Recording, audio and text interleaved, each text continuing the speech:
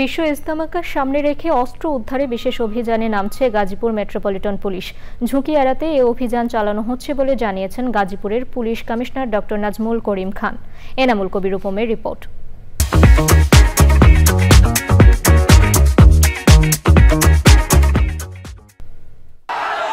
তাবলিগ জামাতের বিবদমান সাতপন্থী ও জুবায়েরপন্থী দু গ্রুপের সংঘর্ষে ৩ মুসল্লি হত্যার পর এক পক্ষের ইজতেমা আয়োজন নিয়ে থমথমে অবস্থা চলছে। সতর্ক অবস্থায় রয়েছে আইন শৃঙ্খলা রক্ষাকারী বাহিনী ও গোয়েন্দা সংস্থাগুলো। সুনির্দিষ্ট কোনো আশঙ্কা না থাকলেও সম্ভাব্য ঝুঁকি বিবেচনায় রেখে শুক্রবার শুরু হয়েছে অস্ত্র ও গোলাবারুদ উদ্ধারে বিশেষ অভিযান।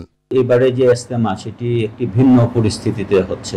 জুলাই আগস্টের আন্দোলনে পুলিশের অনেক অস্ত্র পাওয়া গিয়েছে, সেই অস্ত্রগুলো এখনো বাইরে আছে।